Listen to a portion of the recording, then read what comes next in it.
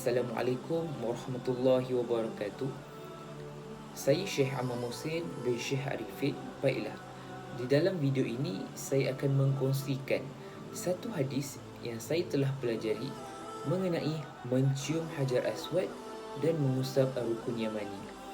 Baiklah, di dalam kitab Sahih Al-Bukhari dan Sahih Muslim dari Abdullah bin Umar. An Abdullah bin Umar radhiyallahu anhuma qala lam ara Nabi sallallahu alaihi wasallam yastalimu minal baiti ila ruknaini al-yamaniyaini. Maksudnya, aku tidak pernah melihat Rasulullah sallallahu alaihi wasallam mengusap bahagian dari Kaabah kecuali dua rukun Yamani iaitu Hajar Aswad dan rukun Yamani. Baiklah, berdasarkan keterangan ini dapat kita ketahui bahawa tidak disyariatkan untuk kita mengusap bahagian mana pun dari Kaabah selain dua ini, iaitu Hajar Aswad dan rukun Yamani.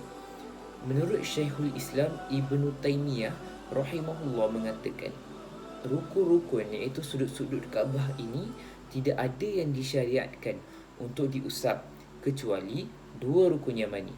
Sedangkan dua rukun Syamiyah ini iaitu dua rukun Kaabah yang menghadap ke arah Syam tidak disyariatkan untuk diusap. Nabi SAW hanya mengusap dua rukun Yamani saja, iaitu Hajar Aswad. Hajar Aswad diusap dan dicium, sementara rukun Yamani hanya diusap tetapi tidak dicium.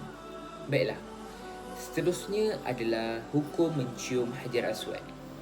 Terdapat 4 pendapat Imam Mazhab mengenai mencium Hajar Aswad ini. Pertama, pendapat Imam Hanafi. Imam Hanafi menyatakan bahawa sunnah untuk kita mencium Hajar Aswad ini, dan apabila kita tidak mampu untuk menciumnya, maka cukup sekadar kita untuk menyentuhnya.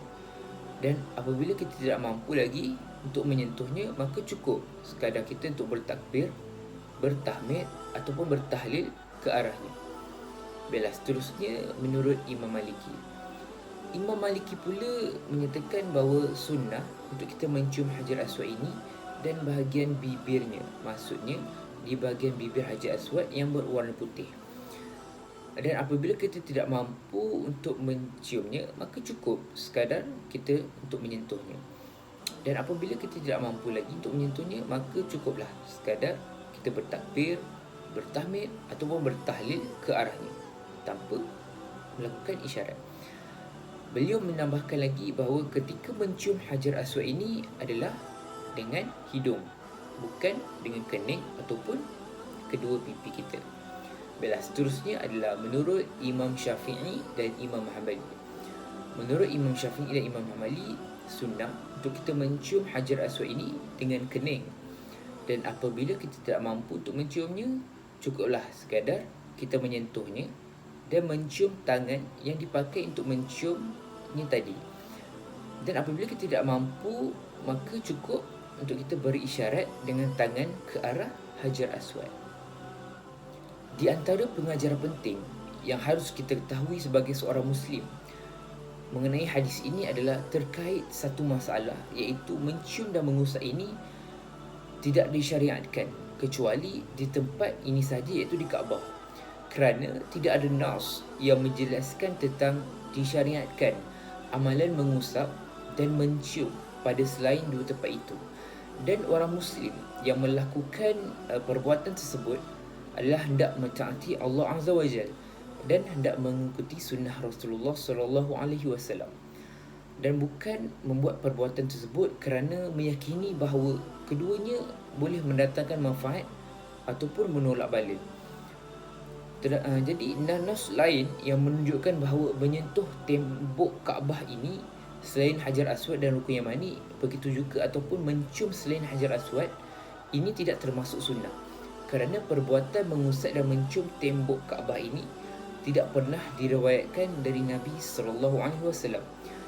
Jika perbuatan ini disyariatkan, maka tembok Kaabah itu sendiri, lalu bagaimana dengan masjid-masjid dan tempat lain?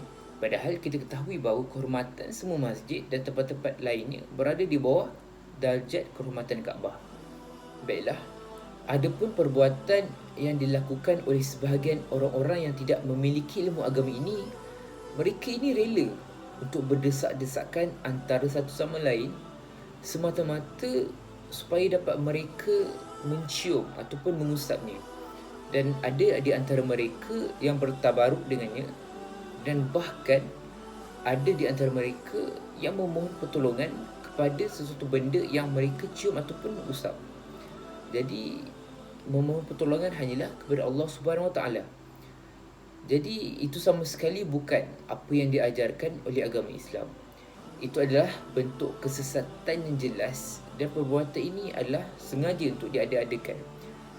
Syekhul Islam Ibn Taymiyah lagi, beliau mengatakan bahawa ada pun mengusap kubur, iaitu di mana-mana kubur, ataupun menciumnya atau menempelkan pipi kepada kubur ini, maka itu adalah merupakan perbuatan yang terlarang berdasarkan kesepakatan para ulama kaum muslimin, sekalipun kubur itu adalah merupakan kubur para nabi.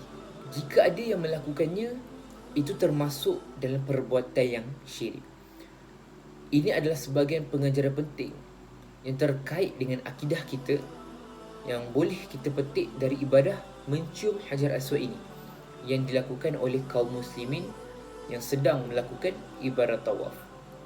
Oleh itu, saya berharap semoga Allah Subhanahu Wa Taala sentiasa memberikan kita taufik dan hidayahnya supaya kita sentiasa berada di atas jalan yang benar dan di atas akidah yang betul hingga ke akhir nyawa kita, InsyaAllah.